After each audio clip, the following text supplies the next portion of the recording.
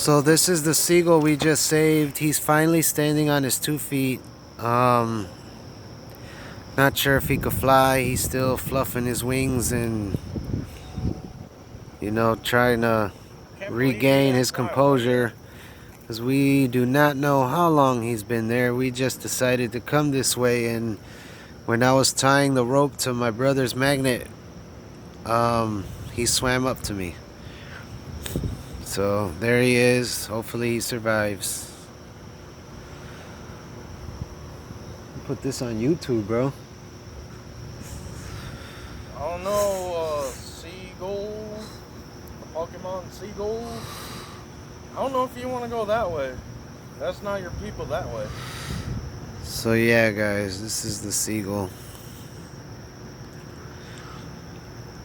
We are by Lane Tech, by the canoe boat place where they teach you how to ride in the river and all of that stuff. Yeah, we're right there. This is the dock.